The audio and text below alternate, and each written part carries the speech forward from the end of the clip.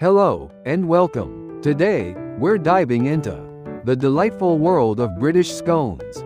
I'm going to show you the easiest way to bake perfect scones every single time. Forget dense, dry disappointments. We're aiming for light, fluffy, and utterly delicious scones that will transport you straight to a cozy British tea room. We're talking about scones that are golden, brown on the outside and wonderfully tender on the inside. First things first, the ingredients. You'll need self-raising flour. A pinch of salt. Sea salt is a nice touch. Cold, unsalted butter, castor sugar, milk. Full fat is best for richness, and maybe a splash of cream. That's it. Simple, right? The beauty of this recipe is its simplicity and the minimal ingredients required. This makes it perfect for a beginner baker or anyone short on time. Now, the secret to perfect scones is in the technique. Start by preheating your oven to around 200 degrees Celsius or 400 degrees Fahrenheit. This ensures a good rise and a lovely, golden crust. Place your oven rack in the middle of the oven for even baking. Next, line a baking tray with baking paper. This prevents the scones from sticking and makes cleanup a breeze. In a large bowl, sift in your self-raising flour and salt. This gets rid of any lumps and lightens the flour, which is essential for that perfect airy texture.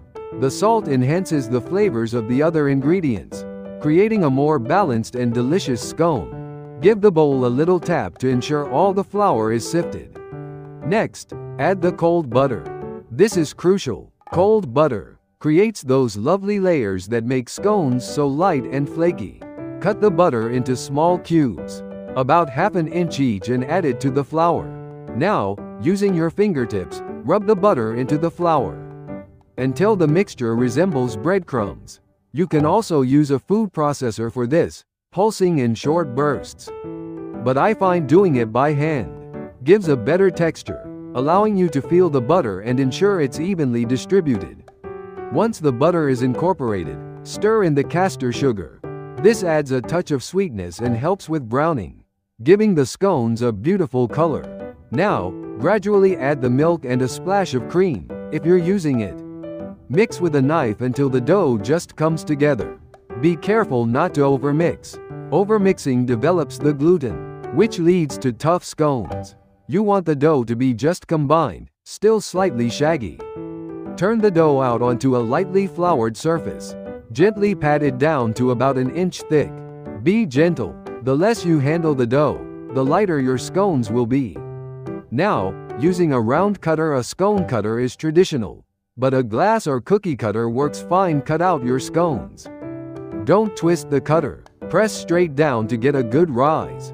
Place the scones on the prepared baking tray, leaving a little space between each one.